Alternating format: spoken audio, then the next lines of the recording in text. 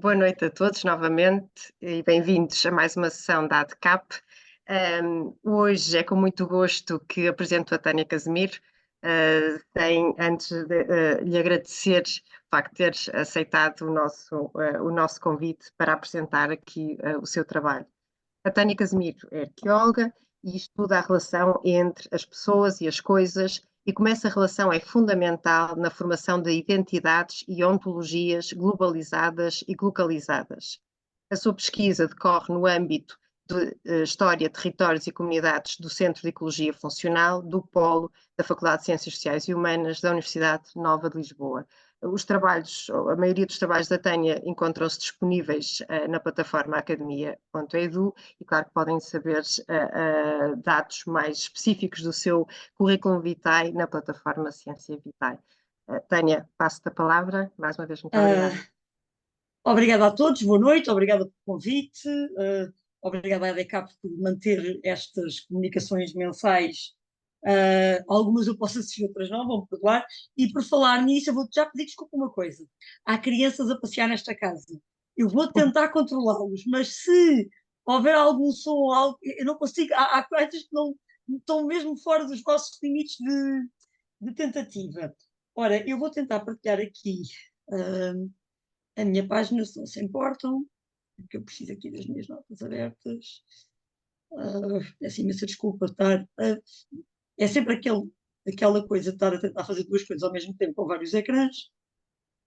Mas vou tentar fazer aqui, se me derem licença. Eu sei que demora sempre um bocadinho a partilhar, mas ok, é esta. Vou partilhar. E acho que já estarão a ver Perfeito, sim. no PowerPoint. Deixem-me só agora alargar. Ok. Portanto, boa noite a todos. Aquilo que eu trago aqui hoje é uma reflexão, é um desafio, é algo que eu tenho vindo a pensar nos últimos tempos, esta relação entre a arqueologia e diversos contextos teóricos e como é que nós podemos tentar debater uma arqueologia algo mais dinâmica do ponto de vista do pensamento e não apenas da forma como nós escavamos e entendemos a materialidade, pura e simplesmente, não tanto caracterizar pura e simplesmente a materialidade, mas tentar pensá-la noutras perspectivas. Eu tenho uma tendência para procurar estes conceitos filosóficos, não é?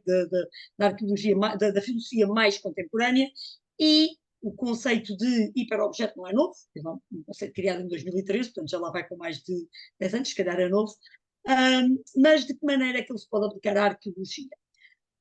Antes de começar, eu tenho que fazer aqui alguns disclaimers, claramente algumas notas, e a primeira delas todas, e aquela mais importante para mim, é, apesar de o meu nome estar, e eu acho que existe em todas as comunicações que faço, quando faço sozinha, que é, apesar do meu nome estar sozinha, ou estar aqui a falar sozinha hoje, eu não sou nada sem as pessoas que trabalham comigo. Portanto, eu não sei como é que um arqueólogo trabalha sozinho, não, lamento informar esta questão. Eu, na verdade, tudo aquilo que eu sou, tudo aquilo que eu penso, vem de uma rede de contactos e de uma rede de comunicação e de uma rede de conversas e de debates que são gerados ao longo de anos, de meses, de alguns até décadas, que vêm, que permitem abrir perspectivas, autoestradas de conhecimento, aquilo que lhes queiram chamar. Eu peço desculpa, eu falo um bocadinho rápido. Se eu estiver a falar rápido mais, peçam para falar mais devagar, porque eu entusiasmo e depois às tantas já não sei se estou a falar rápido ou devagar. Mas todas estas pessoas, umas mais que outras, com umas desenvolvem um trabalho mais teórico, com outras desenvolvem um trabalho mais prático, mas elas têm sido todas fundamentais no meu crescimento enquanto arqueóloga, enquanto alguém que pensa sobre arqueologia, suponho eu, e da maneira como o meu trabalho tem vindo a ser desenvolvido nos últimos anos. Continuando, o objetivo da comunicação de hoje não é tanto a apresentação de conceitos. Obviamente, os conceitos vão ter que ser apresentados, não é? Vamos ter que estar aqui a explicar, e eu tento não fazê-lo de uma forma. Eu dou aulas de teoria e os alunos acham sempre, ou consideram sempre que algum destes conceitos são muito pesados, muito densos, e eu tento sempre não o fazer. Tento sempre, de alguma maneira, criar alguma facilidade da maneira como estes conceitos, talvez utilizando uma terminologia menos complexa ou menos filosófica às vezes, até, mas tentar alguma vez trazer. A comunicação de hoje é um pouco isso. É um pouco de que maneira é que um conceito teórico que até pode ser considerado denso, que é o conceito de hiperobjeto, que já vamos falar sobre ele, de alguma maneira pode ser aplicado de forma simples, mas ao mesmo tempo muito desafiante. E, para além disso, mais do que mostrar a aplicação que eu fiz, de maneira que lixa o hiperobjeto, ou o lixo no conceito arqueológico, de que maneira que ele pode ser, este conceito que é enorme, não é holístico, pode ser pegado e ser aplicado a outras perspectivas arqueológicas. E esse seria um debate interessante, se for possível, ou se o quisermos pensar assim. Ok, então o que é isto do hiperobjeto? Antes de entrar numa definição mesmo concreta, é dizer que o conceito é inventado em 2013 pelo Timothy Morton, que é um filósofo, relativamente à questão das alterações climáticas. E é inventado, sim, é criado sobretudo para uma adaptação ao antropoceno, às alterações climáticas que acontecem no momento em que nós estamos a viver. No entanto, como podemos verificar, ou como eu vos vou dizer, o hiperobjeto refere-se a uma identidade vasta e distribuída no tempo e no espaço, que é tão imensa e tão complexa que não pode ser compreendida por completo por um único ser humano a partir de uma única perspectiva. Estes objetos de uma perspectiva filosófica, não arqueológica, não enquanto artefactos, claro, não são confinados a um local específico e afetam profundamente o ambiente, os seres humanos e os não humanos, claro, e todas as outras unidades ao longo do tempo. Os hiperobjetos atravessam a cultura, a tecnologia, o ambiente, a biologia, criando uma nova forma de pensarmos sobre a ecologia, a ética, o futuro e mesmo o futuro da própria arqueologia. Como é que nós nos relacionamos com questões ecológicas e éticas que são inevitavelmente onde a arqueologia vai ter que bater no futuro. Com o que está a acontecer ao planeta, é impensável que nós não manifestemos interesse sobre as grandes alterações que vão influenciar a nossa vida. O Timothy Morton, quando estabelece o conceito de hiperobjeto, define 5 grandes características. Ele depois vai ter outras, e eu acho que se pode pôr outras, claro, mas esta já é a minha interpretação. Eu acho que ele define 5 grandes características. A primeira é aquilo que ele chama viscosidade. O texto não existe em português, portanto, todas as traduções que eu estou a fazer são minhas, nunca foi traduzido para português. E a viscosidade refere-se ao facto que os hiperobjetos aderem, sticky, aos seres que entram em contato com eles. E de uma maneira tal que não se consegue nunca separar o hiperobjeto do objeto para quem ele afeta. Por exemplo, um dos grandes hiperobjetos que existem é a radioatividade. Perdão. A radioatividade, porque ela está em todo lado, não se vê, mas é quase que adere aos objetos que entram em contato com ela. Eu poderia ir por aqui, não é este o propósito, é só para vos dar uma ideia do que é isto do objeto e as diferentes expectativas que tem. A segunda é não localidade. Os hiperobjetos são distribuídos no espaço de tal forma que qualquer instância localizada de um hiperobjeto não representa o seu todo. O grande é sempre maior que o pequeno. Portanto, mesmo quando nós observamos parte do hiperobjeto, estamos a observar apenas uma pequenina parte e nunca o seu todo. Ele não é possível de visualizar a larga escala. É possível de conceber teoricamente, mas não possível de visualizar. Por exemplo, são as alterações climáticas. Aqui retirado diretamente do livro do Timothy Morton, porque estão em todo lado, mas nós só vemos pequenos fenómenos ou climatéricos ou de alterações climáticas que nos indicam. O terceiro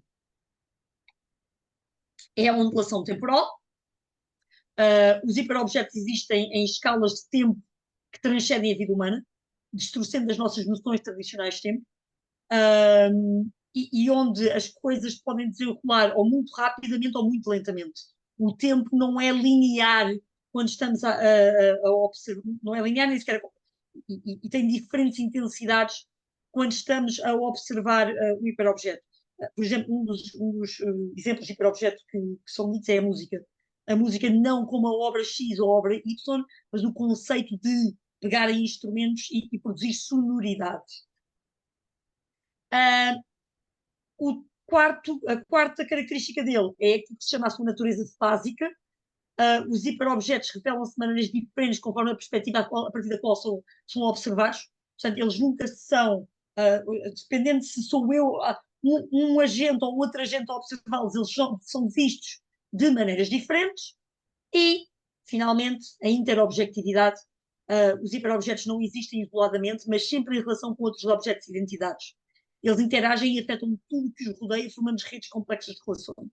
Portanto, a internet será um destes casos, e se nós pensarmos, a internet é um hiperobjeto também, ele tem todas as características que o hiperobjeto tem, na sua perspectiva mais tradicional.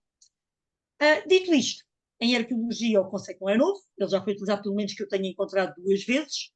Foi classificado uma vez o mar, o Peter Campbell, que é um arqueólogo aquático e náutico, classificou, marítimo, neste caso, classificou o mar como um hiperobjeto, vasto, interconectado e com muita capacidade de influenciar relações de forma tangível e intangível.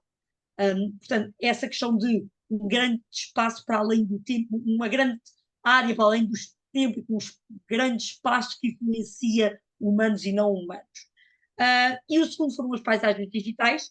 A arqueologia tem vindo muito, desde os primórdios do arqueogaming, tem vindo muito a entrar por esta questão de como é que a pegada digital deixa evidências arqueológicas, obviamente não materializáveis de uma forma tradicional, mas recentemente um artigo sobre paisagens digitais e arqueogaming defendeu esta ideia de que as paisagens digitais também já são tão transversais no tempo e no espaço e que criam tantas dimensões diferentes possíveis de observar em diversas partes do globo que elas próprias são um hiperobjeto. A proposta que eu trago aqui hoje é que, numa perspectiva arqueológica, aquilo que nós podemos considerar é o lixo, a produção, o descarte humano como um hiperobjeto. E como é que os arqueólogos podem contribuir para o debate, não só a trazer mais filosofia contemporânea para a própria arqueologia, e isto não é um fetiche de alguém que gosta de filosofia contemporânea, isto é uma importância fundamental trazer para os debates os conceitos da filosofia contemporânea, porque eles são fundamentais para o nosso pensamento e para nós compreendermos o mundo em que nos rodeia, para nós compreendermos como é que estas influências do descarte humano, aquilo que nós arqueólogos estamos habituadíssimos a lidar, toda a gente escava, encontra lixo, lida com descarte humano, como é que todos nós, como é que nós arqueólogos podemos conceptualizar este lixo não de uma forma isolada, obviamente que uma das características do hiperobjeto é a não localidade, portanto, nós vamos ter sempre estas questões de pequenos, não é pequenos, mas isolados momentos de produção de lixo, mas como é que nós os podemos ver numa perspectiva holística e o que é que isso influencia na nossa vida enquanto seres humanos neste planeta. Indo pelas características do hiperobjeto e aplicando-os a este conceito de lixo enquanto hiperobjeto, das características mais gerais para este hiperobjeto em particular, a viscosidade refere-se ao facto que os hiperobjetos aderem aos seres e entram em contato com eles. Portanto, hoje em dia, aquilo que nós temos é o microplástico. Nós sabemos que o microplástico está em todo lado, está em nós, está nas plantas, está nos animais, que nós consumimos, que nós bebemos na água. Portanto, está de tal maneira tornado e está de tal maneira dentro de cada um de nós que é neste momento impensável viver sem lixo dentro do nosso próprio sistema. Cada um de nós é quase um caixote de lixo, passando a expressão, peço desculpa, mas é quase um caixote de lixo que trazemos connosco. Portanto, isto é uma das características do hiperobjeto. A outra é a não localidade. Portanto, os hiperobjetos estão distribuídos no espaço de tal forma que uma lixeira do século XVII em Lisboa não vai representar o conceito de hiperobjeto. São necessários ver todos esses casos, que são, obviamente, milhões deles, mas todos no tempo e no espaço, milhões deles que vão ver e vão contribuir para a formação desse hiperobjeto, algo a larga escala. A outra é a própria natureza física do hiperobjeto. Os hiperobjetos revelam-se de maneiras diferentes conforme a perspectiva a partir do qual são observados. Portanto, só para dar um exemplo, nós temos muitos enterramentos feitos em concheiros, em hidrants. Eu ia dizer concheiros, mas queria dizer no lixeiro. ao longo da história da humanidade, os seres humanos têm praticado rituais em zonas que foram previamente de descarte. Enquanto que, hoje em dia, isso era algo, uma prática comum em várias civilizações, em vários grupos humanos, hoje em dia a ideia de viver em cima do próprio lixo é algo que nos incomoda. Ainda há muitas comunidades que o fazem. Nós vivemos nesta sociedade muito cética do ponto de vista europeu, mas cética, ascética do ponto de vista europeu, mas ainda há muitas comunidades que efetivamente vivem e lidam com o lixo. Todos nós vemos aquelas imagens de televisão como esta que estamos a ver, que é chocante, mas que vivem com isto, mas que a história da humanidade nos habituou a ver que era muito frequente. A ondulação temporal quer dizer que, obviamente, os hiperobjetos existem em escalas de tempo que transcendem a vida humana, distorcindo as nossas noções tradicionais de tempo, e por isso é que nós achamos extraordinário quando conseguimos fazer a remontagem de um bifes paleolítico, ou aquela imagem que eu não encontrei, mas extraordinária, foi feita em França, que eles conseguiram colar todo o descarte político e depois lá dentro, em ausência negativa, estava o bifes, que é absolutamente extraordinária, porque encontraram o acampamento onde aquele descarte foi feito. Mas isso passa-se existem escalas de tempo de tragédia e vida humana. Portanto, o conceito de lixo e de descarte é igual desde o paleolítico, algo que nós não queremos, até aos dias de hoje, a diferentes escalas. Claro, como vamos ver aqui um pouquinho mais à frente, a industrialização trouxe outra escala a este fenómeno do descarte, mas que a ideia, por exemplo, hiperobjeto em arqueologia também ele, o lixo, o hiperobjeto, também ele é muito transcendental. E, para finalizar, a interobjetividade, em que os hiperobjetos não existem isoladamente, mas em relação a outros objetos e identidades. Eles interagem e afetam tudo o que os rodeia, formando redes complexas de relações. Aqui, por exemplo, uma fotografia que eu tirei de uma notícia de jornal que dizia que no Sri Lanka os elefantes nativos, não é, que de lá estão a morrer porque a falta de alimentação. O Sri Lanka teve todos aqueles problemas com a agricultura biológica, não produzia alimentos suficientes durante anos, e que os próprios elefantes são apanhados nas lixeiras a comer plástico e morrem. Engolem objetos que obstruem os intestinos e o estômago e acabam por morrer devido a este lixo que se tornou tão holístico e tão generalizado que está em todo lado e afeta a vida dos não humanos tanto como dos humanos. Claro que é muito. O problema de lidar com o lixo, atualmente no Antropoceno, e perdoem-me, eu sou arqueóloga do mundo contemporâneo, portanto, eu trabalho em contextos arqueológicos que, na verdade, acho que estão a ser formados neste momento. Portanto, eu e estão aqui online vários dos colegas meus que trabalham comigo e que trabalhamos em contextos que estão a ser fabricados neste momento, e nós temos necessariamente de distinguir, quando trabalhamos sobre lixo contemporâneo, entre o que é um contexto estático e o que é um contexto móvel. Nós já teorizámos sobre este conceito, até porque o João Santos que está aqui, já teorizámos sobre este conceito. Infelizmente ainda não está publicado porque nós zangámos com o editor da revista, mas esperamos fazê-lo em breve. Esta ideia de que a arqueologia não é feita única e exclusivamente em contextos estáticos. Nós, enquanto arqueólogos, estamos habituados àquela imagem de um contexto que é formado, e todos nós temos um fascínio ultra e absoluto do efeito Pompeia, que é quando um contexto arqueológico está selado e ninguém mexeu, mas quando estamos a trabalhar no mundo contemporâneo, isso é raríssimo.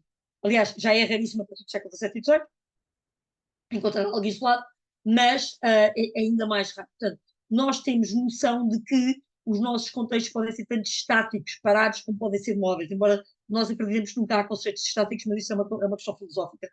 Mas podemos, de alguma maneira, perceber que o hiperobjeto é tão global, é tão holístico, e mesmo extra global, se pensarmos em tudo o lixo espacial que existe acima do planeta, mas é tão holístico que nós não podemos considerar que ele está ali à nossa espera para nós o podemos escavar com métodos arqueológicos tradicionais. Há sítios onde uma matriz Harris não é permitida, e há sítios onde o nosso contexto está a mudar a cada segundo, a cada frame.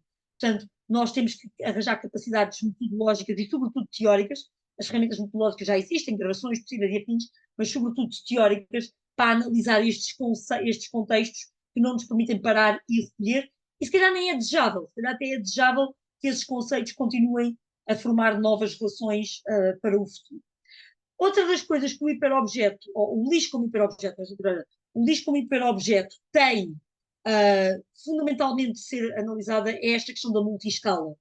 E nós temos que perceber que nós produzimos, o lixo existe tanto desde a simples garrafa ou simples sacos de plástico ou a simples, tudo que nós, a simples apara que nós fazemos no nosso dia a dia, como a larga escala, como as milhões de toneladas de lixo que são produzidas em todos os dias neste planeta.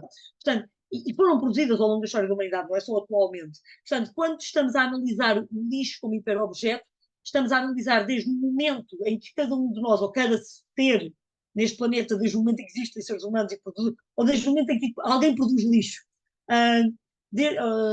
temos que dizer desde esse momento, e todo esse conjunto, portanto, parece algo wow, mas é mesmo.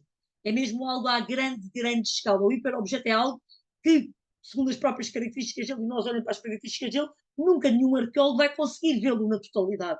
Portanto, esse é uma das características do próprio hiperobjeto, que é um conceito teórico que tem que ser analisado. Outra das questões que ele faz é a multitemporalidade, que é um conceito para o qual eu sou particularmente adepta, que é esta ideia de que o lixo, o descarte, vamos chamar de descarte, falar de lixo às vezes é complicado. Eu, quando falo em lixo, para mim é o lixo que é produzido desde sempre até hoje. Mas sei que o conceito de lixo contemporâneo para os arqueólogos, de alguma maneira, afeta ou melindra, se assim se pode dizer, algum tipo de arqueólogo. Por isso, nesse sentido, a multitemporalidade do hiperobjeto é quando nós conseguimos conceptualizar que diferentes comunidades, em diferentes tempos, tiveram comportamentos de descarte de diferentes formas porque foram influenciados pela sua cultura. Pronto. Mas é esta ideia novamente holística no tempo e no espaço. Agora, a pergunta é, objetivamente, não é? Como é que aplicamos? É muito fácil pensar no hiperobjeto como conceito teórico. O Morton, quando conceptualizou em 2013, pensou nele para as alterações climáticas, depois alguém falou da radioatividade, já se falou do mar, já se falou tudo, mas estes textos que são escritos são algo muito teóricos do ponto de vista da conceptualização. E, na verdade, é muito difícil, e esse exercício é tentado por mim, e também está a ser tentado por mim e alguns colegas noutras dinâmicas, mas nunca pode ser analisada a pequena escala. Ou melhor, a pequena é parte do todo sempre. Portanto, nós partimos da pequena e podemos dar exemplos, mas sabemos que o hiperobjeto é sempre uma grande escala espaço-temporal. Portanto, a pergunta é como é que aplicamos.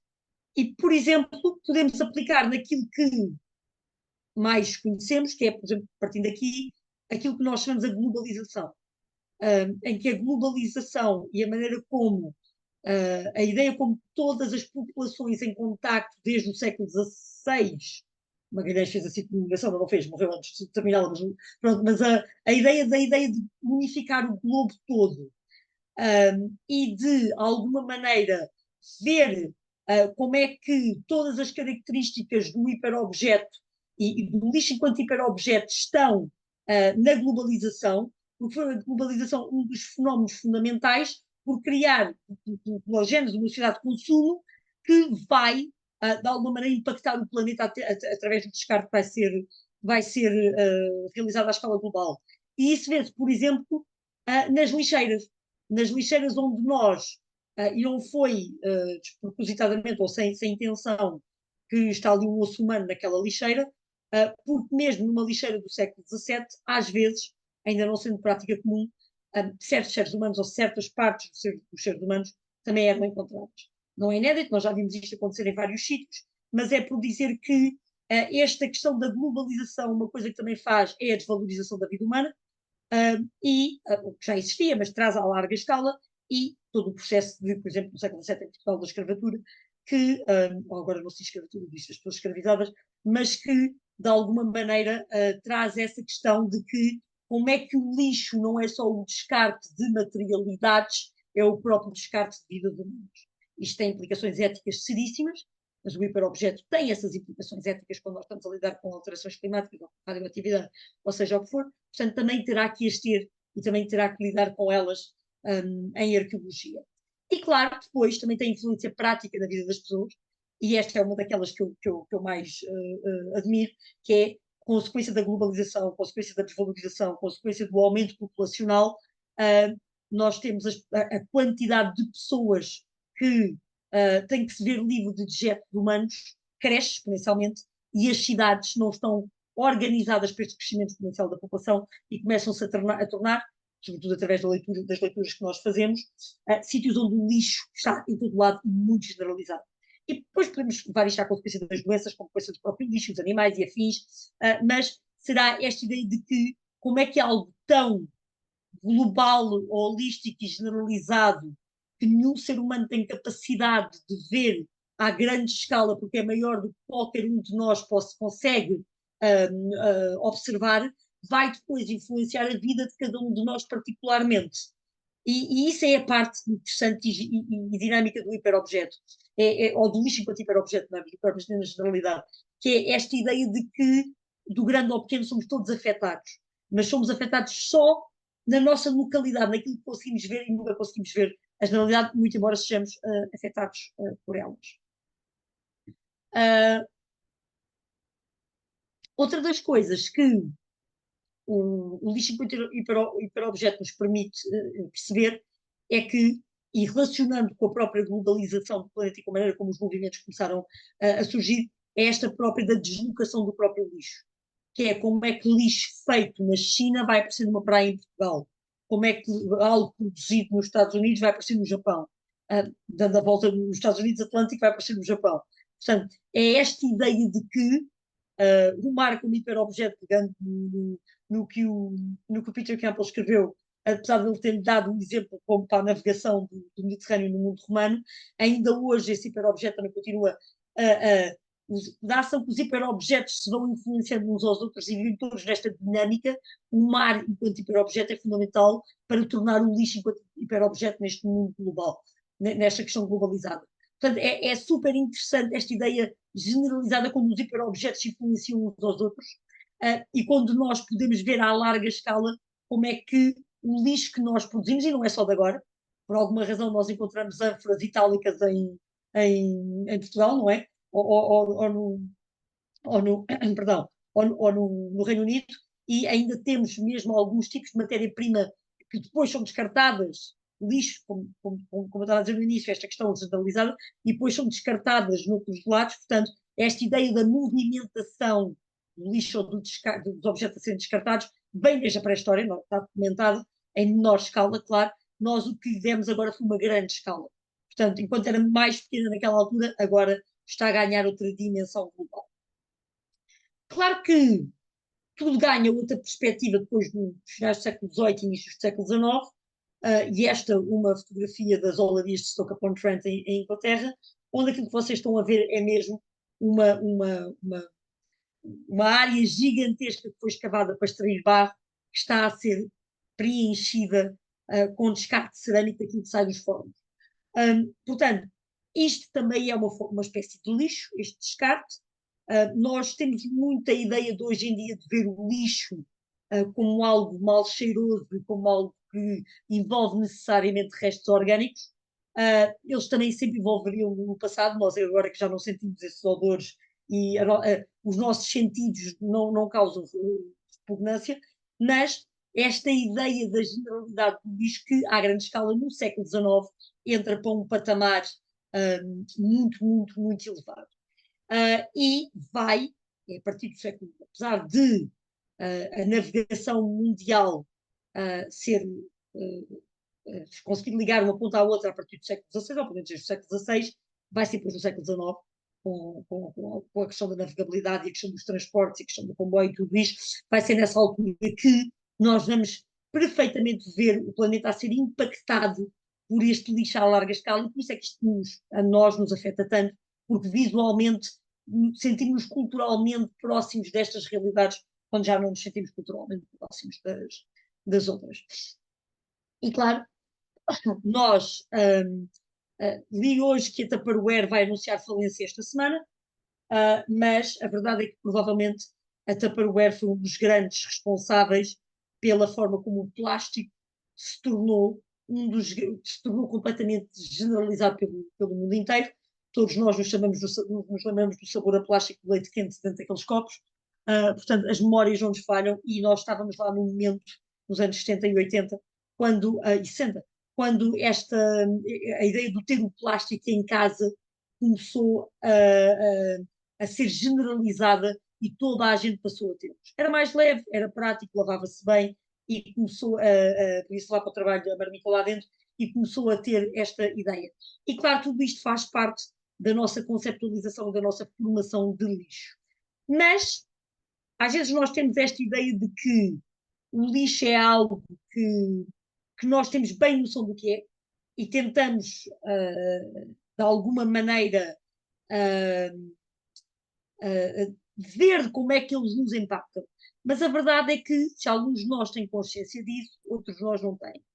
Eu trago aqui um case study, um exemplo de um trabalho que o João Santos, o colega João Santos está a desenvolver, que é aquilo a que ele chama o lixo emocional.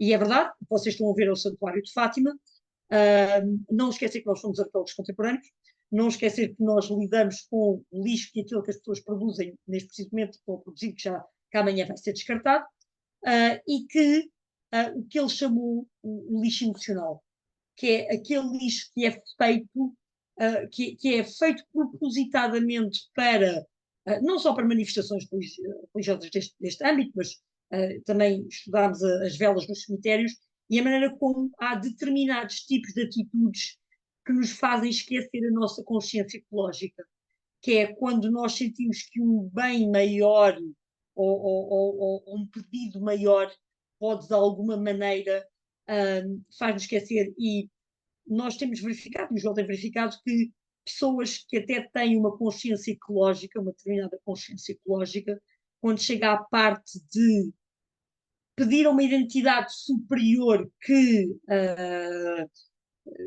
interceda por nós ou pelos nossos familiares, essa consciência ecológica vai-se. E nós temos tido muitos debates ultimamente se a própria religião não é uma das grandes causas de estarmos a destruir o planeta, quando se acharmos que há um mundo melhor do que este, porque é que queremos preservar este? Mas o hiperobjeto diz-nos que a religião também é um hiperobjeto, é claro, e nós temos visto esta questão como, mais uma vez, quando uns hiperobjetos conseguem introduzir os outros e sobrepor-se aos outros. E, claro, não poderia sair daqui sem o conceito de lixo digital, que quando, neste momento, nós, quando olhamos para o lixo, nós como arqueólogos, temos esta tendência a acreditar que o lixo é tudo o que é materializável e tangível. A verdade é que nós estamos num mundo onde a quantidade de informação que existe na nuvem, na internet, na cloud, é gigantesca. Eu no outro dia li, mas posso estar já desatualizada, que existem qualquer coisa como 3.000 sites no mundo para cada habitante, 3.000 sites para cada habitante do mundo, e se calhar está toda atualizada, podem haver muitos mais, mas claro que o lixo digital também tem que ter um suporte físico, e é quase impensável nas nossas casas neste momento, praticamente em todas as casas do mundo ocidental, não haver pelo menos 2 computadores ou 3, 2 televisões, 2 telemóveis ou 3, e toda esta questão de que, para além de todo este suporte físico, temos também todo o suporte, toda a quantidade digital que existe. Já não há dúvidas que isto é arqueologia, obviamente. Nós temos visto colegas nossos a publicar sobre sobre estes, aquilo que chamam os artefactos digitais, uma página web, um jogo, coisas que já não têm materialização, mas que existem e faz interação com ela. Obviamente já se escavam jogos no Arcade Gaming, portanto não é novidade nenhuma para ninguém.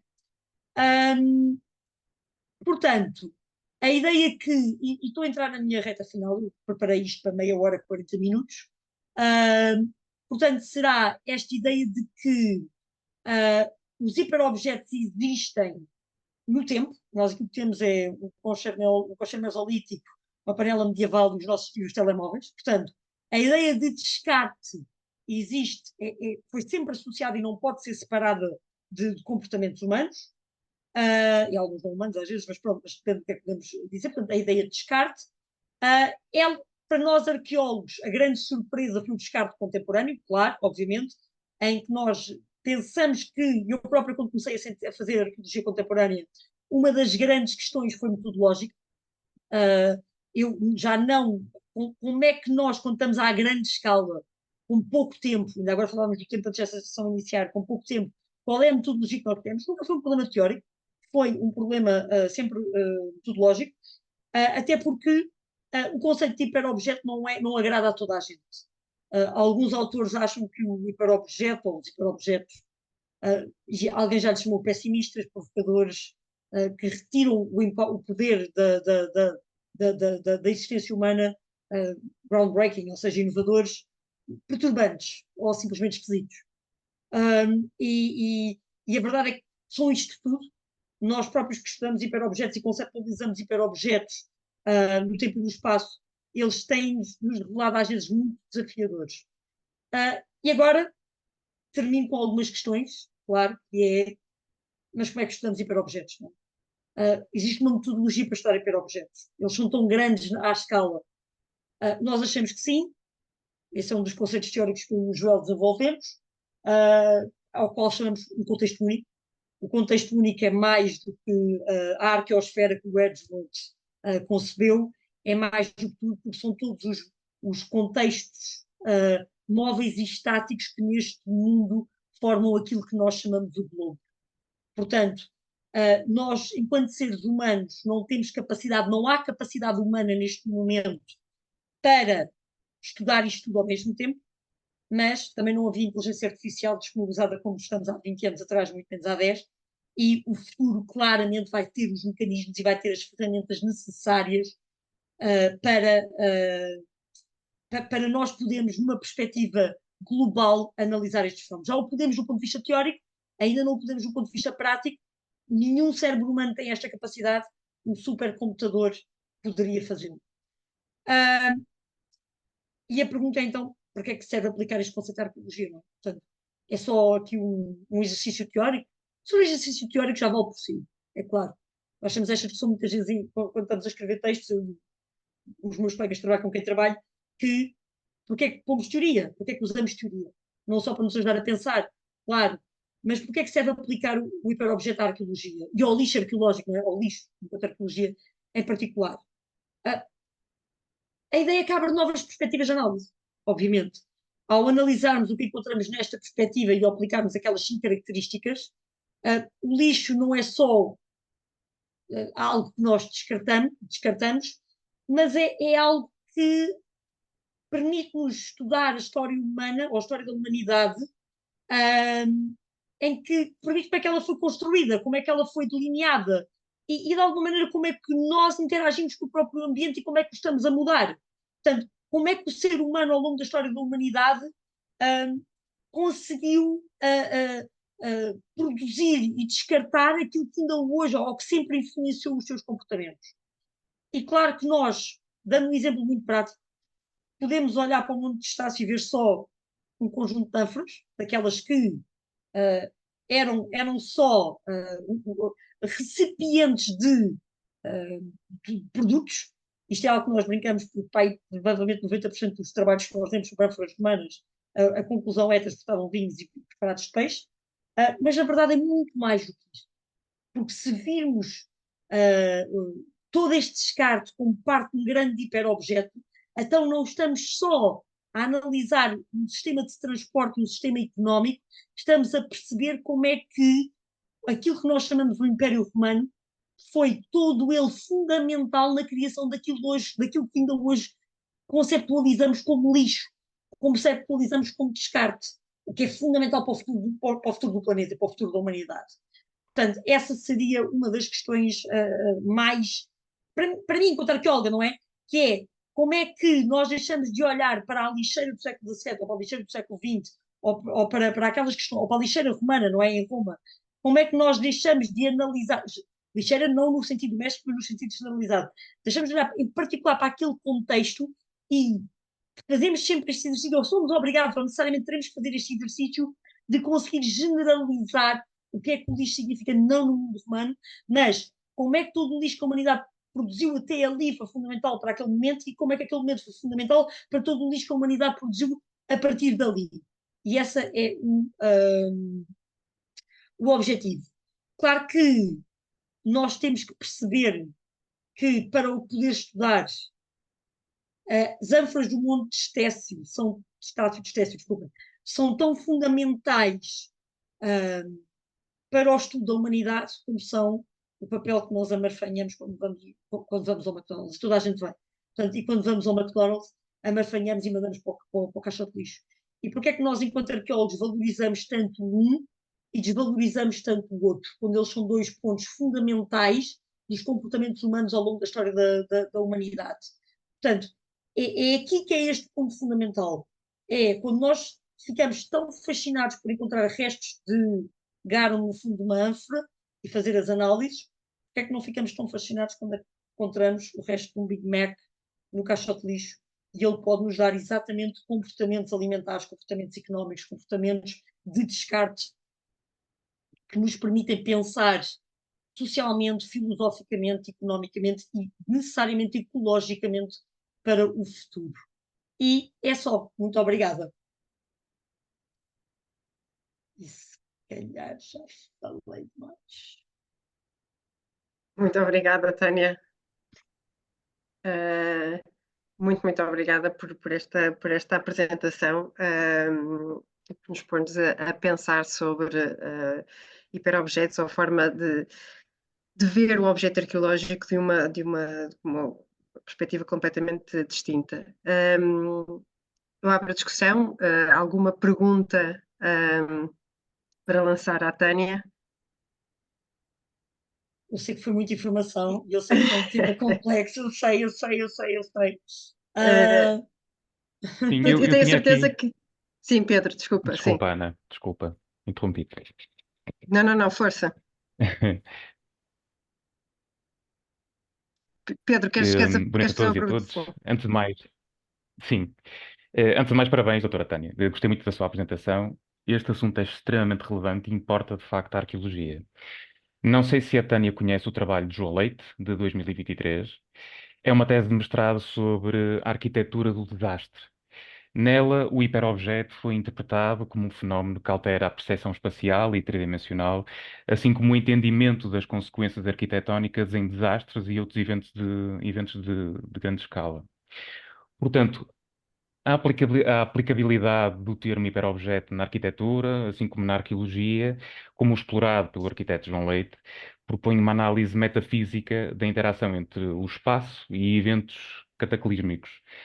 E ao estudar um silo abandonado em Barcelos, o arquiteto usou o hiperobjeto para discutir como uma estrutura que, à primeira vista, parece estática e concreta, e é, na verdade, parte de uma rede mais ampla de forças invisíveis, como o abandono, a deterioração e a memória coletiva. Portanto, esta tese de João Leite foi apresentada num dos auditórios da Universidade do Minho, onde o arquiteto abriu um exemplar impresso do seu trabalho e as cerca de 150 folhas da tese foram desdobradas num único bloco, estendendo-se ao longo da sala e envolvendo o espaço, simbolizando a vastidão do tal hiperobjeto.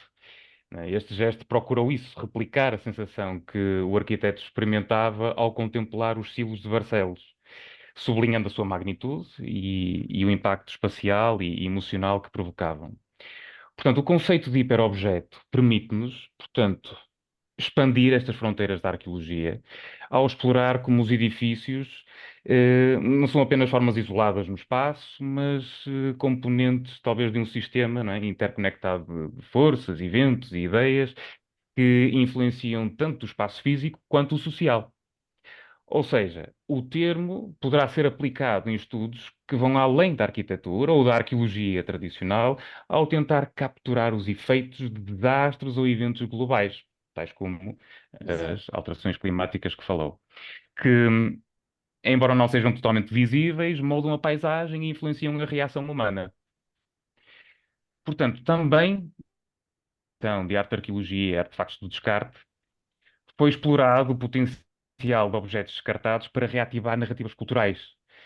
Foram vestígios desde a pré-história recente até à contemporaneidade e estas entraram em diálogo.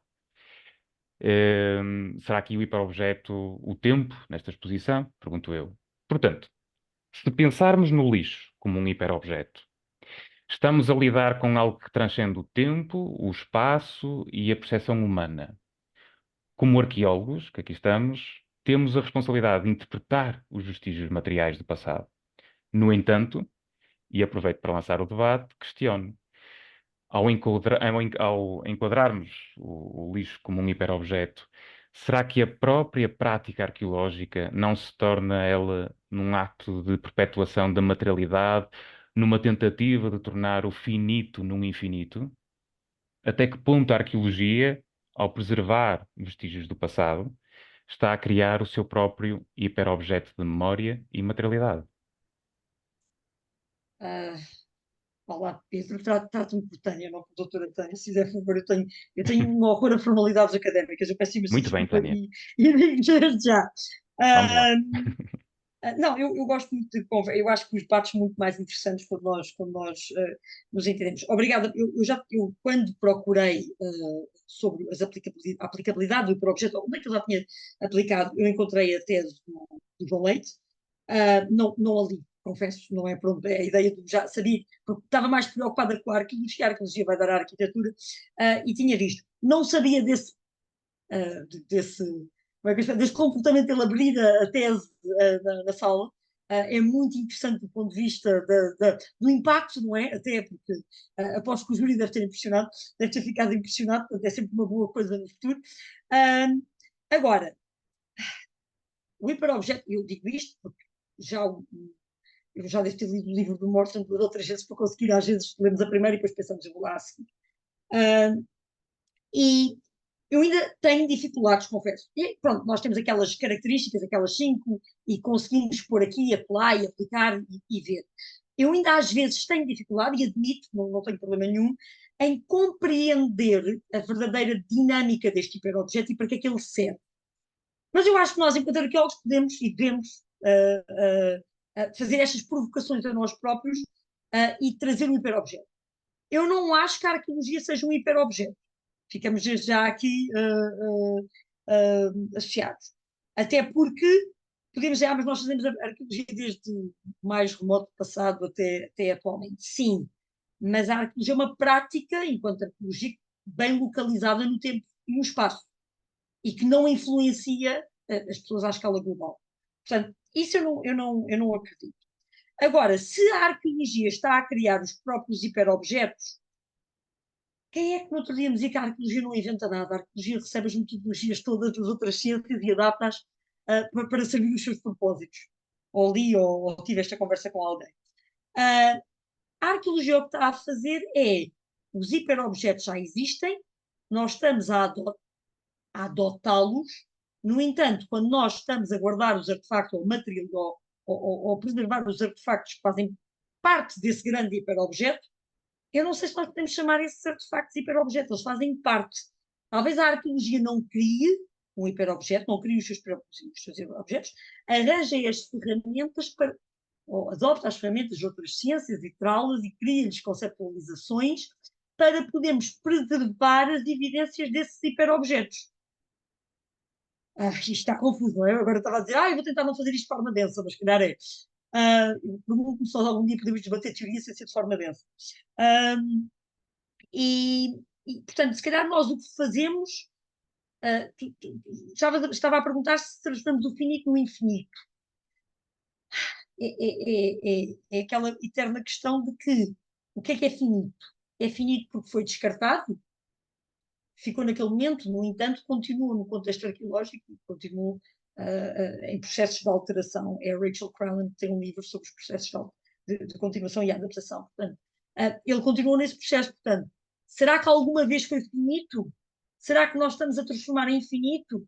epá, não sei, amanhã o holocausto nuclear e a arqueologia já não interessa para nada. Portanto, não sei se estamos a transformar em infinito ou não. Agora, a radioatividade é infinita e o lixo é infinito. Portanto, eu não quero achar que nós arqueólogos somos um bocadinho mais presunçosos, ou somos, talvez não sejamos tão presunçosos, ou se calhar não somos assim tão importantes e não estamos assim a transformar nada em infinito. Mas desculpa, não sei se respondi à questão ou se respondi à provocação. Sim, não, eu estava a questionar, porque, quer dizer, nós estamos perante um paradoxo da preservação arqueológica, não é? Quando preservarmos vestígios, estamos a desafiar o próprio ciclo natural da degradação do material, não é? Tentamos Exatamente. imortalizar fragmentos que, por definição, são finitos. No entanto, ao tentar preservar essas materialidades e ao atribuir-lhes valor, através da conservação, a arqueologia acaba por expandir a escala temporal desses objetos, o que os aproxima do conceito de hiperobjetos, julgo eu. Ou Acho seja, que são. entidades que parecem infinitas em impacto, mas que não podem ser completamente apreendidas ou esgotadas em termos de significado, talvez. Eu teria que pensar melhor sobre isto. É assim uma grande informação para estar agora a pensar sobre ela. Não, mas eu acho que eles são sempre à pequena escala. Mesmo que nós preservemos estes objetos, e sim, e não sei se os estamos a preservar ou se estamos a relocalizá-los. Se tirarmos algo debaixo d'água, uma madeira debaixo d'água, se não a tirássemos, enquanto não houvesse oxigênio, ela era infinita. Se a tirarmos, temos que a preservar. Não sei. Portanto, não sei se nós estamos a preservá-los, estamos só a relocalizá-los nessa preservação. Mas pronto, não sei. Também ainda tenho que pensar sobre isto, não pensei. Mas obrigada pelo desafio. Nada. Não sei se alguém tem mais alguma questão. Devo dizer, Tânia, que eu, quando me cruzei com este conceito de hiperobjeto, foi num texto do Julian Thomas, num texto publicado nos trabalhos de antropologia e etnologia, que são publicados pela SPAI e pelo Vítor. Nesse texto, que é 2023, ele menciona a obra do Tim Morton, que infelizmente ainda não consegui ler, mas para falar, e vai também a Ana Zing para falar das sociabilidades mais do que humanas, não é? Isto para o estudo do Ah, sim. Neolítico. E dá outros exemplos que se poderiam, se calhar, acrescentar a este debate, e que eu fui agora retirar, e que fala, por exemplo, nas doenças zoonóticas através da interação homem-animal, que é uma coisa que começa a partir do Neolítico e depois, não é, algo que vai continuando. Mas só para ficar esta referência que o Julian também Sim, tem. sim. O conceito Não, tem não sido. trabalhou o conceito, Sim, é ele isso. trouxe o Eu só conceito. encontrei. Eu conheço muita gente que o menciona. Há artigos que o mencionam. Mas aquela ideia de trabalhar, não só o referenciar, obviamente, todos nós temos que referenciar e dizer que as coisas ficam objetos, mas o conceito de trabalhar eu só tinha encontrado em 2 artigos relacionados à arqueologia. Mas não conhecia esse artigo de Julian Thomas, apesar de conhecer a obra dele, mas não conhecia e vou à procura dele. Não sei se está disponível online, mas a gente já vai ver se Ah, está. está. Ok, Está. Todos os volumes do STAI estão disponíveis online. ok, ótimo. Sim. Eu só tenho um problema, e tenho certeza que o Vítor está ansioso por dizer qualquer coisa. Mas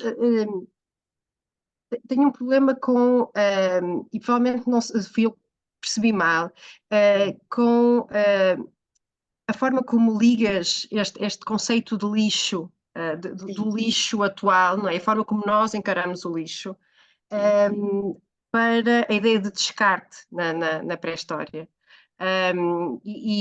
Não sei até que ponto é que não, porque são coisas completamente distintas, provavelmente seriam completamente distintas, portanto não haveria esta relação com os objetos que são descartados ou as coisas que são descartadas, como nós as entendemos hoje, não é? Hoje, que até são um indicador de diferenciação social brutal, não é? E tenho medo que esta ligação quase, há aqui desde a origem, não é? O homem, desde que existe, que descarta, até o homem que hoje produz lixo, não é? Desta forma, e que isto seja entendido da mesma forma, que seja aqui uma narrativa sequencial desde a origem até o tempo atual.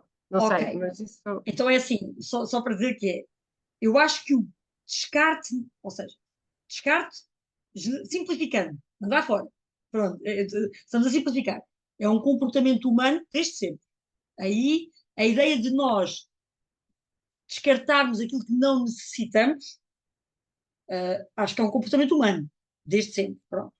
Agora, a maneira como esse descarte é visto pelas próprias sociedades é que muda, ou pelos próprios grupos humanos, é que muda. E não é igual o descarte hoje em dia ao descarte paleolítico, neolítico, por aí, nem no século XVII, nem no século XIX.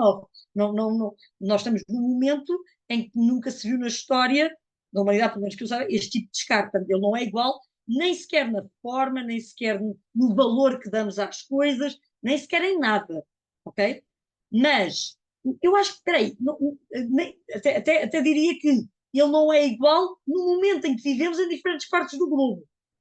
Portanto, nem sequer vou para o paleolítico e para o mundo contemporâneo, não é? Portanto, agora estava aqui a pensar, mas nem sequer é igual. Agora, não há dúvida, isto é a minha posição, pode ser criticada às vezes se quiserem, que o que eu entendo por lixo é o resultado desse descarte. E era aquilo que eu estava a dizer a meio da comunicação, que é o conceito de lixo, o lixo, é visto muito pelos arqueólogos hoje em dia como algo quase depreciativo. Se eu disser o lixo do Paleolítico, parece não ter o mesmo impacto do lixo de ontem.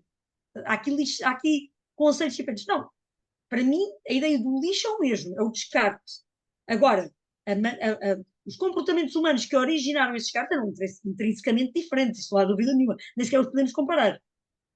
Agora, a ideia de tu, eu não queria usar a palavra livrar, mas a ideia de tu descartares aquilo que não te faz falta é um comportamento humano e esse é generalizado. Humano e às vezes não humano. Se tiveres um esquilo a comer nós, não manda fora as cascas. Não há dúvida nenhuma. É uma forma de descarte. É uma forma de descarte. Não é humano, é não humano, mas o hiperobjeto entende humanos e não humanos, não é?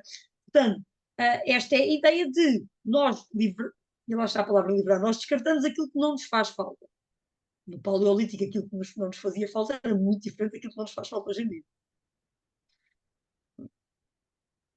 Mas podes discordar de mim, ok? Não há problema nenhum, podemos discordar à vontade.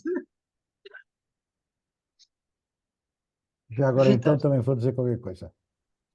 Ehm, Esta conferência, que eu agradeço pessoalmente e como membro da ADCAP, e que foi muito interessante e suscitadora de uma longa conversa, e eu tenho a mania de falar muito, de maneira que está aqui problemática a situação, porque não quero falar muito, porque normalmente começo a ser incomodativo e as pessoas a mandarem-me calar, etc.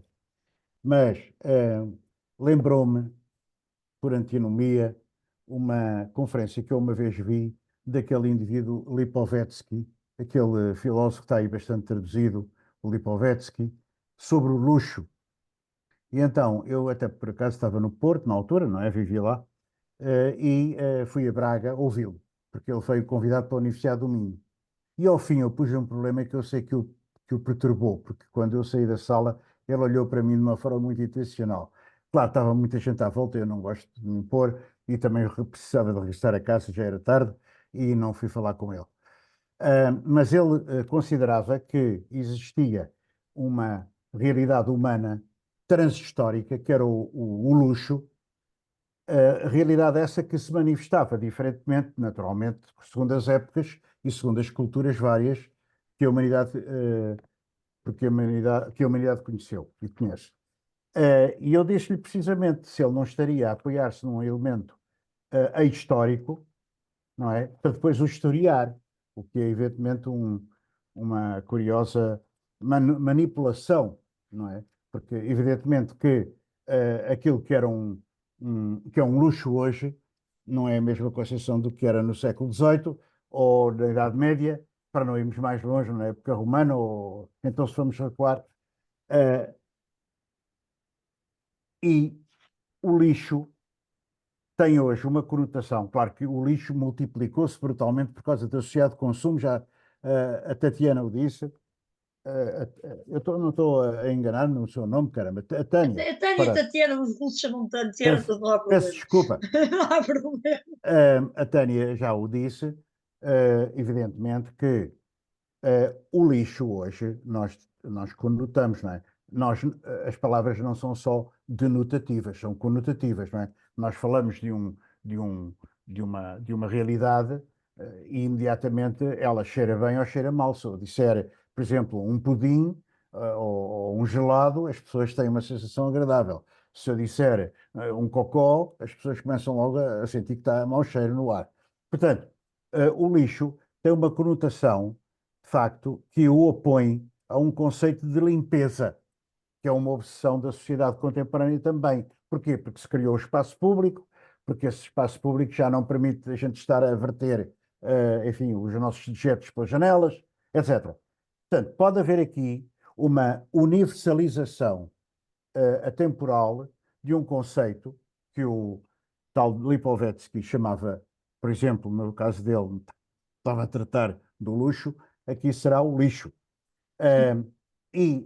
O problema é que, por exemplo, um concheiro, eu conheço a problemática dos concheiros, porque inclusivamente houve uns concheiros na Bretanha que se diz, ou se põe a hipótese deles poderem ter sido os antecessores dos mais antigos monumentos megalíticos. Porque os concheiros de Muge não eram simples descarte de conchas, como você sabe. Muito bem.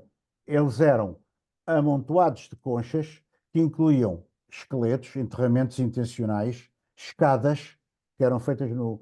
E eu, como trabalhei com o Jean Roche, que foi o escavador que o Mendes Correia trouxe para Portugal para tentar que alguém, com a morte do, do colaborador do Mendes Correia, que estava a estudar os concheiros, morte precoce, um, não havia ninguém para estudar um concheiro e eu nunca na minha vida quereria ter a pouca sorte de ter que estudar um concheiro. Porque um concheiro, a determinada altura, era de facto uma mamoa. Tinha qualquer coisa já na sua gênese de uma mamoa megalítica. Que é a mesma coisa, quer dizer, há uma mitologia, não é? Ainda hoje vi e até pus no meu Facebook, uma anta mal coberta francesa, que as pessoas veem o esqueleto da ali coberta. Aquilo não era para ser visto. O que se via era uma colina no solo artificial, completamente tapada. E esse é que era o monumento. Quando nós vemos uma anta, não estamos a ver um monumento, estamos a ver o esqueleto do monumento, que aliás é rapidamente degradado, sobretudo se tira a tampa ou a laje de cabeceira. Isto para dizer que os concheiros eram, e eu não posso estabelecer uma diacronia, porque nós não temos elementos para isso, não é?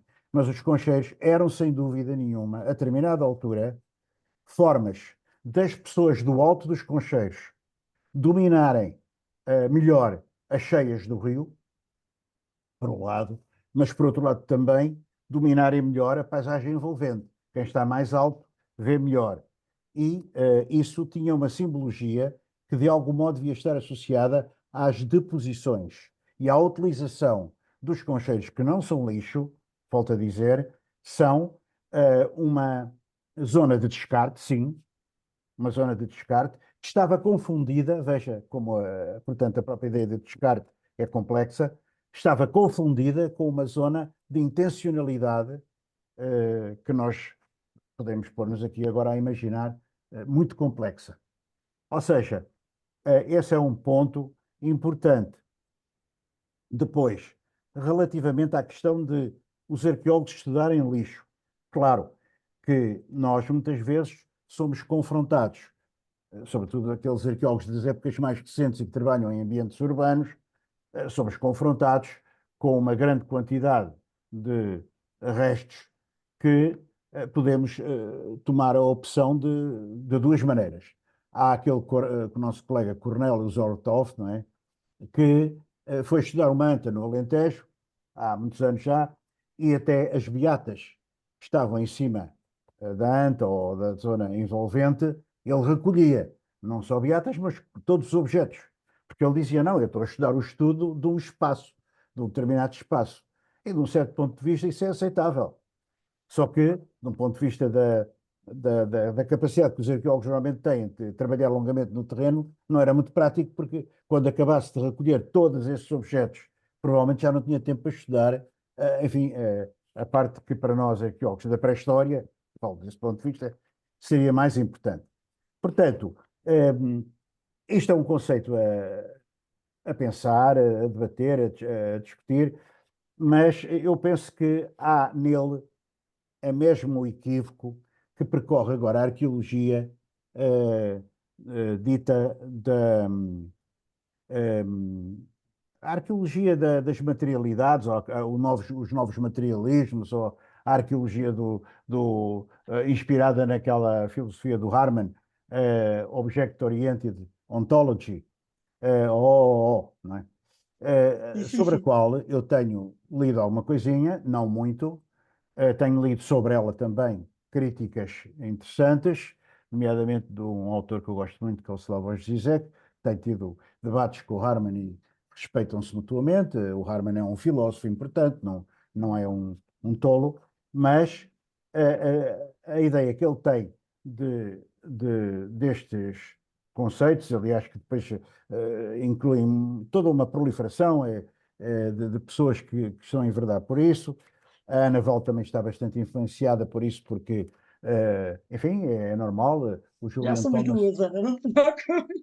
O Julian Thomas gosta muito disso também, e também não me espanta, porque eu até agora vou ler novamente o trabalho dele, que ele tenha falado deste conceito aqui dos hiperobjetos.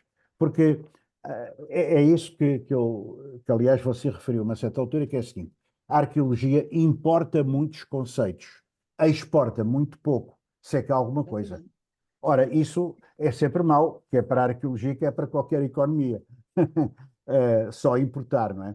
E já há muitos anos que eu vi, bem, os arqueólogos eram fundamentalmente histórico-culturalistas, depois começaram a criticar isso, nunca houve grande discussão teórica em Portugal, sobretudo no meu tempo, quando era novo, e depois passaram todos a ser arqueólogos, uh, enfim, segundo o Renfrew, processualistas, ou segundo o Binford, portanto, a nova arqueologia americana. Depois acharam que isso já estava fora de moda e passaram todos a ser pós-estruturalistas e pós nova arqueologia portanto, a arqueologia pós-processual, como, por exemplo, o Ian Hodder, não é? Aquele livro Entangled que ele tem. Esse liu e até fiz uma pequena recensião crítica. Sinceramente, não apreciei, embora aprecie muito o trabalho do, do, do autor, não é? Porque é um trabalho que ele estudou Satalu Yuke, não é brincadeira, não é? É um trabalho de arqueologia séria, durante muitos anos e com muita gente, e onde ele conseguiu uma coisa fundamental para se fazer arqueologia, não é? Que é o financiamento, não é? Grandes empresas internacionais que o financiaram, mas foi a única maneira de ele conseguir estudar aquilo. E realmente é um trabalho notável que o Roder fez. Mas eu acompanhei, não é, a trajetória dele. Conheci-o até no Algarve, em 89, quando a Teresa Gamito lá organizou um colóquio de arqueologia no Hotel Eva, em Faro, e falei com ele várias vezes. E quer dizer, penso que o Roder, em muitas coisas, esteve equivocado, embora tenha sido útil ao criticar a nova arqueologia. Enfim, isto é um problema que eu vou acabar já de falar, porque é um problema que dava para um colóquio. É por isso que eu não vou àqueles congressos tipo Roma, da Associação dos Arqueólogos Europeus, já dei para esses expeditórios, são caros, perde-se tempo e juntam-se milhares de pessoas e depois não se conclui nada. Não há tempo, está tudo sempre a correr. Mas come-se muito bem. Está bem, mas para isso não é preciso ir ao congresso. Isso basta ir a Roma, E vêm-se ou amigos. ao restaurante ali da Baixa de Lisboa, onde também E há. vêm-se amigos, também importa. Isso é que é o mais importante. Portanto, eu agradeço-lhe imenso, Tânia, o contributo que nos deu, porque nos fez pensar, porque me permitiu também dizer estas banalidades que acabei de dizer, não vou alongar-me mais, mas a sua comunicação ou a sua conferência de hoje dá para uma pessoa, qualquer dia, tentar também escrever qualquer coisita sobre estes problemas. Eu Muito espero que obrigado, sim. muito obrigado. Obrigada. Só uma resposta rápida. Eu sei que o conceito de lixo é desconfortável para os arqueólogos mais aqueles mais quase arqueólogos que estudam cronologias mais recuadas. E muito por essa questão. Agora, também não é só os concheiros eram intencionais, nós sabemos que eles são intencionais, mas também há lixo contemporâneosíssimo com intencionalidade. Portanto, não eram só na pré-história, atualmente. Nós, que somos arqueólogos mais recentes, nós, na verdade, não encontramos lixo, nós vamos à procura dele. Nós estamos a desenvolver agora projetos que é recolher lixo de beira de estrada, para ver como é que estas coisas acontecem, lixo que as pessoas descartam.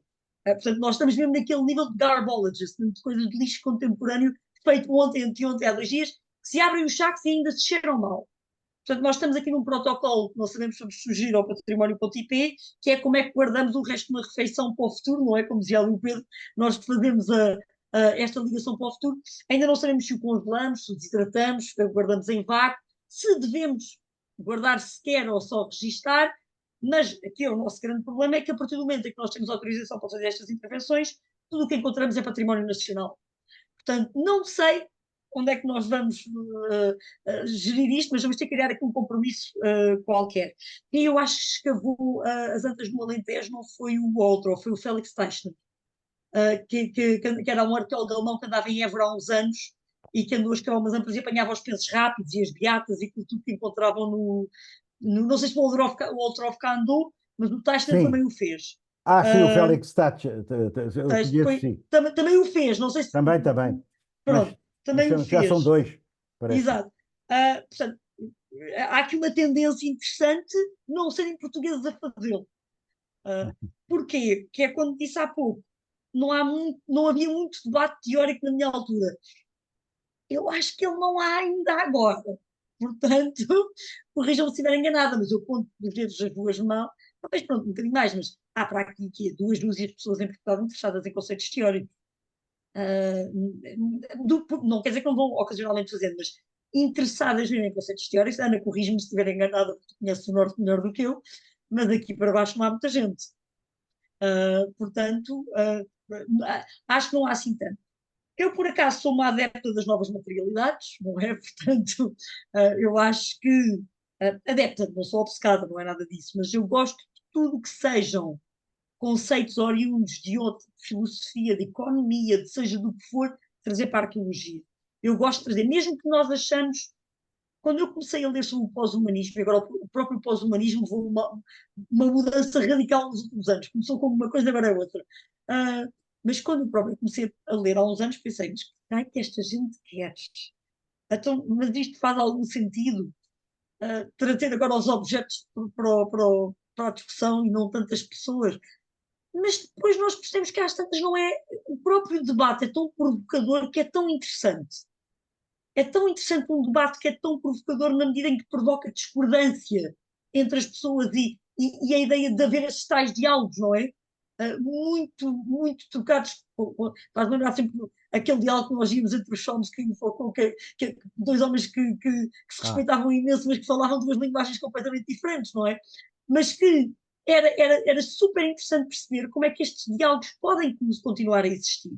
E as pessoas podem discordar saudavelmente. E o facto de eu achar que havia lixo na pré-história, outras pessoas acharem que não era lixo, porque o conceito de lixo é uma coisa que existe no mundo contemporâneo e que não se pode adaptar ao passado, então não podemos adaptar nenhum conceito filosófico ao passado.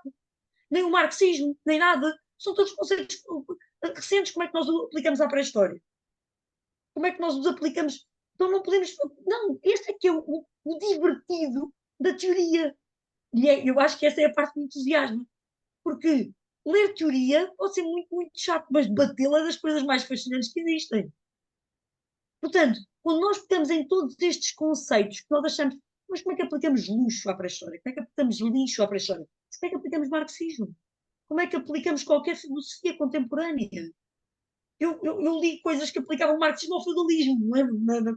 Quando andava... Mas só uma pergunta, peço desculpa. Sim. A ideia talvez, o problema começa talvez na questão de aplicar, porque estamos a agarrar num corpo de dados que temos, arqueológicos puros, entre aspas, muitas aspas, e estamos depois a agarrar num corpo de conceitos que queremos aplicar àqueles objetos. Normalmente isso resulta bem para os júris No das exercício universidades. Porque os resulta de um júris dizem assim, exercício teórico. espera, este é inteligente, este não traz só peças, nem estruturas, nem materiais, nem objetos, este pensa noutras coisas mais complexas. E essa ideia de aplicação a mim não me agrada muito, porque o que importa é que, digamos, seja por imanência, vinda da nossa própria prática arqueológica, que saem conceitos e não tanto nós irmos aplicar o conceito do filósofo A, B ou C, embora esses conceitos estão em nós, na nossa cultura, mais ou menos, não é? Há muita gente que não gosta nada disso, a gente já sabe, é uma minoria, mas se estão em nós, nós vamos necessariamente tê-los presentes quando estamos em cima de um trabalho com uma equipa. Isso é Absolutamente, óbvio. mas a mim fascina-me esta aplicação. Quando nós claramente estamos em dimensões diferentes, a quem um incomoda ou o outro fascina, e esse é que é o interessante do diálogo. É a Claro, ideia de nós podermos trocar estas ideias. claro, mas ainda outra coisa também, sobre a questão do lixo na pré-história. Por exemplo, se nós formos ver um dos sítios mais bem escavados da pré-história, que é Pansevin, porque o Leroy-Gourhan não só era um grande teórico, é um dos mais importantes, é uma pessoa citada por filósofos, é uma pessoa citada por antropólogos, é uma pessoa que eu tive a honra de conhecer no Colégio de França em 1900 e troca o passo, quando lá fui, consegui conhecê-lo com um grupo do GEP, fundámos em Lisboa, eh, e li-o, e ainda hoje é para mim muito importante. eh, Aqueles caçadores de renas estavam instalados junto ao rio Sena, ali num acampamento, e que esperavam pelo passar das renas no rio. É a interpretação do Leroy-Gourhan, salvo erro, para as abater aquelas de que eles necessitavam, porque a rena para estes madalelenses, estes indivíduos do fim do Paleolítico Superior, era um animal de civilização, eles aproveitavam tudo, desde a pele aos ossos, aos cornos, a tudo. Era um animal de que aproveitavam rigorosamente tudo. E depois deixavam no chão uma quantidade de dejetos que os arqueólogos estudam porque eles nem sequer tocam no chão. Estão em cima de umas tábuas, não é? Aquele método de escavar de barriga para baixo, que não é nada agradável, mas que é bastante produtivo para aquele tipo de sítios. Portanto, quer dizer, para eles, provavelmente, mas eu agora não me vou pôr a inventar o que ia na cabeça daqueles madaleneses que lá viviam em Pansevin, não é? Mas para eles, provavelmente, aqueles restos de trabalho, inclusive até resíduos de talhe, toda a parte, e eles não deviam andar propriamente, enfim, aquilo aparecia dentro do interior das cabanas. Como é que se definiram as cabanas? Precisamente pela distribuição destes restos, não é? Imagina-se que a determinada altura havia uma periferia, havia o couro da cabana, o couro feito com a própria pele de rena, a definir a cabana, pequena cabana, de uma pequena unidade, e o lixo acumulava-se contra essa parede. Portanto, há uma parede vestigial, há uma parede fantasma que se forma e que se percebe que existe, porque há um arrastamento de algumas coisas para aí, mas não tanto como isso. Ou seja, eles palmilhavam o solo absolutamente parsemé, como diriam os franceses, absolutamente cheio de objetos, de restos de objetos, de restos de galhos de rena, de restos de ossos, e isso não era nem lixo, nem era, eh, nem era descarte, era uma outra maneira de viver. E aqui entra a antropologia como elemento fundamental, que é o que falta aqui, que é o que falta a muitos destes filósofos dos objetos. Falta-lhes conhecimentos de antropologia, porque eu não sou propriamente antropólogo, mas quando percebi que sem antropologia nunca conseguiria fazer pré-história, ou qualquer tipo de coisa que se referisse à arqueologia pré-histórica, percebi porquê. Porque a antropologia mostra-nos que cada sociedade, assim como cada indivíduo, eu, a Tânia, a Ana, sei lá, a minha mulher que também está aqui alguns, a Flor Bela, e etc., por aí fora, e o amigo que falou, o Pedro da Silva, etc., cada um de nós é um mundo incomunicável na sua globalidade, é absolutamente impossível. Nós, assim também cada cultura é qualquer coisa de extremamente. Eu não vou para o hiperculturalismo americano. Havia uma vez num colóquio onde fui à UTAD, em que fiquei ao lado de um velhote, que era o mais interessante de todos, mas puseram-me lá para eu o aturar, mas eu aturei-o com muita proveito, porque ele ensinou-me muita coisa. E uma das coisas que ele me disse assim: então, meu amigo, eu trabalho há 30 anos numa tribo que fica alguns entre os Estados Unidos e o sul do Canadá. Essa tribo, esse grupo, já até me deu um nome. Já tenho um nome lá na tribo, já fui adotado. Eu falo a língua deles e eles falam a minha. Eu consigo rir-me com algumas das coisas que eles dizem, mas quero crer que eu tenho certeza que não toquei ainda na pele da cultura deles. 30 anos. Ou seja, ele estava a falar com pessoas vivas e não conseguia penetrar no interior desse conjunto. E é isso que é preciso termos em atenção. A antropologia chama-nos a atenção de que tudo o que nós vemos sobre lixo, ou sobre descarte, ou sobre o que é limpo, por exemplo, o que é limpo para a minha sogra atual, ou o que é arrumado para a minha sogra atual, é o oposto da minha casa. Ela fica horrorizada quando entra aqui, porque ela tem uma outra cultura, ela vem de outra cultura, de uma cultura popular.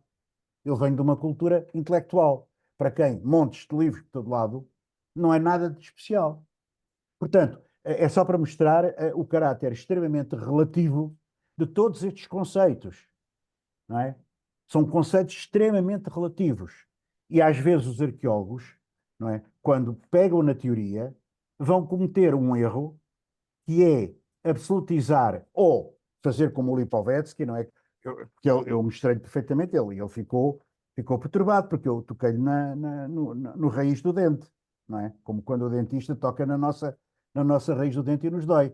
Eu disse, meu amigo, o que o meu amigo fez foi absolutizar o conceito de luxo e julgar que o conceito de luxo era igual na pré-história, no Egito, na época romana, etc. Para aí fora. Não. Esses objetos que não eram úteis não eram necessariamente o nosso conceito atual de luxo, que inclusive deve variar muito, mesmo hoje, da minha cultura portuguesa, aqui da europeia, ocidental, para outras culturas. Quer dizer, isto não é cair num relativismo total, não é? Na ideia de que uma cultura é incomunicável absolutamente com outra, não. Mas até certo ponto é.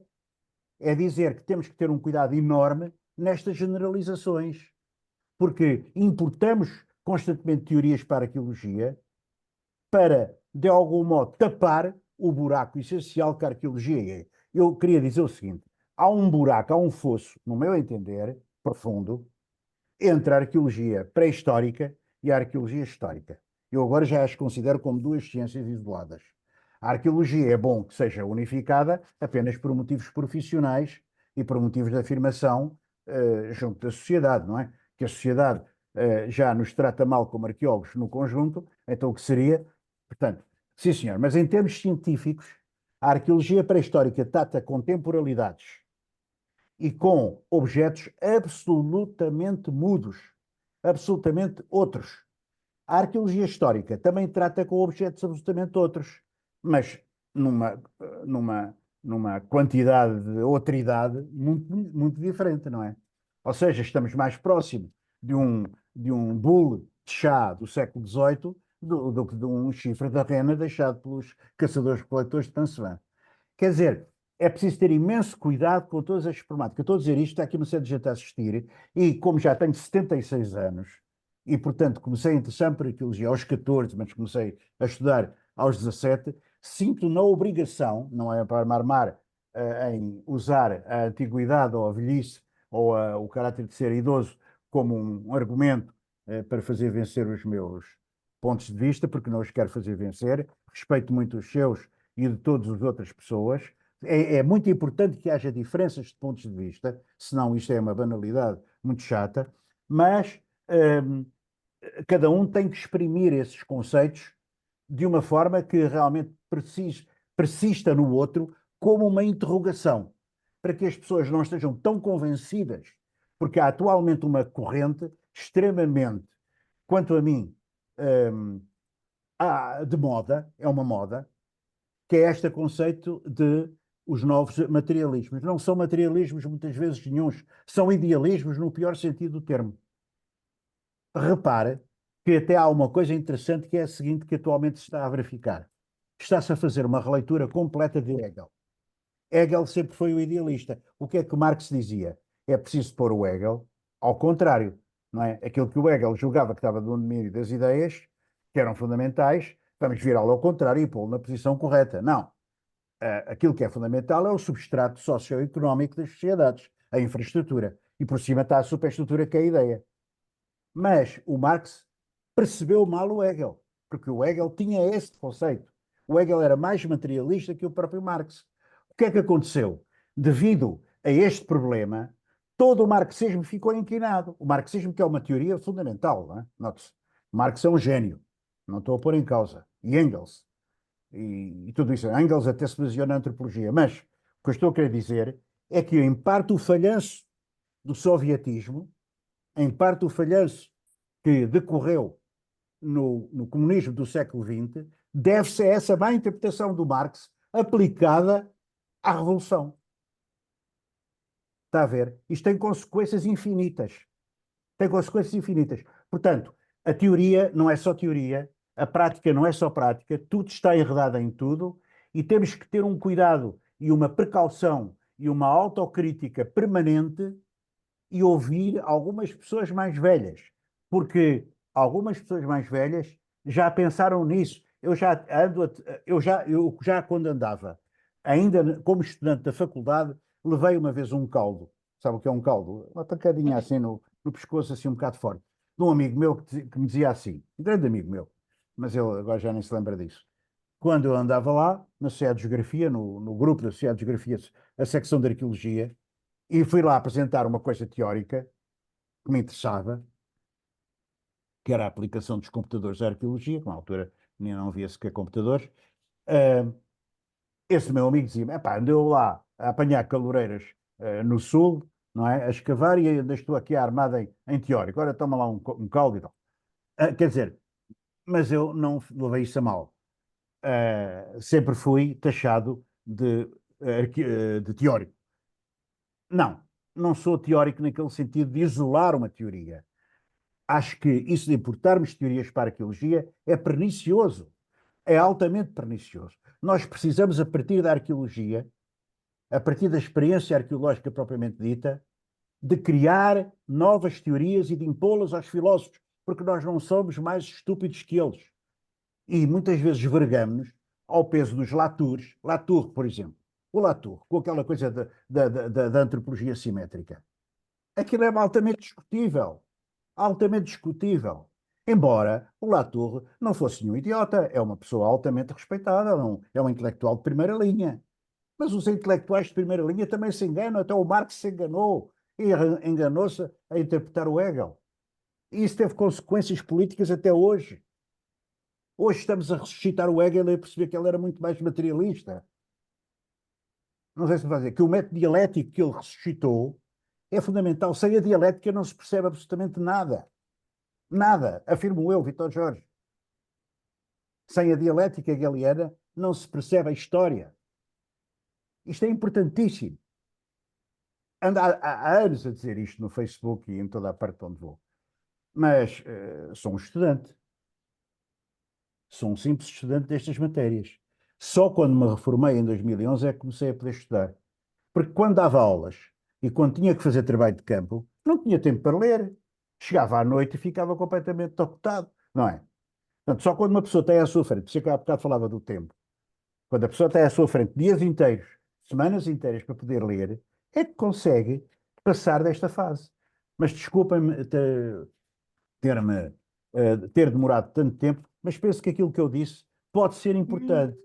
Sem problema nenhum, eu perfeitamente respeito a sua opinião. Possivelmente tenho outra, não há problema Com nenhum. certeza, Portanto, com certeza. Eu não a quero Filomena, convencer ninguém. a Filomena tem-me levantado já há algum Ah, tempo. muito bem. Que agora já vem um bocadinho a despropósito, desculpem, mas vou tentar ainda recuar à altura de ter posto a mão. Eu achei muito interessante. Há aspectos que eu me lembrei dos estruturalistas, quando analisam, por exemplo, a mitologia, em que há corpos comuns que se manifestam independentemente das sociedades. Isto sem tirar o peso do que o Vítor Oliveira Jorge deu, e muito bem, a antropologia, porque cada comunidade é uma comunidade, mas há corpos que são comuns. Eu vou-vos dar um exemplo de como o lixo, por exemplo, que a Tânia falou, e muito bem, sempre representou, de algum modo, sendo um descarte, sempre representou aquilo que era a diferença social. Por exemplo, uma das coisas que os romanos faziam e que parece inconcebível aos nossos olhos, mas que era verdadeira, era no chão fazerem mosaicos, que se chamavam os mosaicos do chão sem varrer, onde representavam o lixo. E o lixo era aquilo que uma casa abastada mandava para o meio do chão. É evidente que tem componentes religiosas por meio, porque queria dizer aquele lixo que eles deixavam no chão e que por fatores pragmáticos passaram a representar em mosaico, ficava para os manes, ficava para os deuses da família. De qualquer modo, a partir de certa altura passou a ser um luxo representar o lixo que se tinha na mesa no chão. Lixo esse que quem visitava a casa queria dizer que ali se comia muito bem. Comia-se sapateiras, comia-se até ratinhos, estão ratinhos a comer nós. Portanto, eu acho um aspecto que achei muitíssimo interessante na comunicação, para além de outros, da Tânia, é este aspecto do lixo diferenciador e que sempre existiu. Porque nós só descartamos aquilo que de facto não precisamos de todo. E é evidente que as pessoas de condições sociais menos elevadas conservam tudo o que é possível até ao limite. E esse aspecto talvez tenha sido os mais fascinantes da abordagem da Tânia, independentemente de também estar de acordo com o Vítor, que às vezes estas grandes, digamos, globalizações possam ser perigosas. Também concordo com isso. Agora, como ideia, como um conceito geral, os 5 pontos que eu não conhecia, porque eu nisso sou um bocadinho ignorante, estou cada vez mais lá no mundo dos deuses, onde também se descartava muito, o mundo dos deuses e da mitologia também se descartava muito, mas é verdade que estou mais ausente nos avanços das filosofias recentes, naquilo que diz respeito à materialidade. De qualquer modo, gostei muito e parabéns. Obrigada, muito obrigada. Muito obrigada, Filomena. Eu não sei se há mais alguma questão.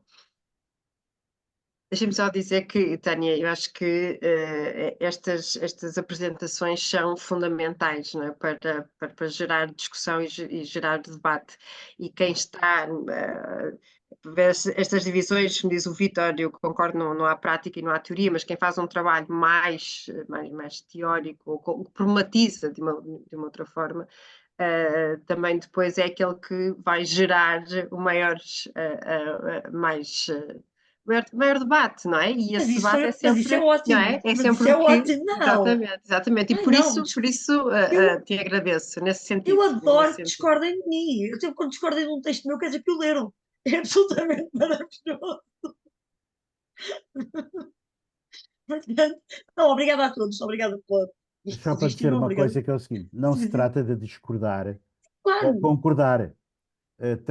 Porque não é uma coisa personalizada, não é, Sim, sim, eu não é não, pessoalmente, exato, eu não sim. estou aqui a dirigir-me a uma Tânia Casimiro, que nós convidamos hoje e que muito agradeço o trabalho que nos veio apresentar. Não é isso. É em relação a conceitos que perpassam nas nossas mentes. Esses é que são importantes de debater. Não é uma questão de. Não está Sim, no não é nível da pessoal, opinião, não é questão nem, pessoal, não, nem de está modo ao algum. nível da opinião, nem está ao nível das nossas pessoas.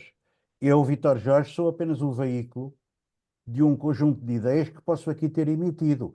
A Tânia, também. A Ana Val ou a Fátima, a Filomena Barata, também. Ou seja, nós somos veículos de ideias.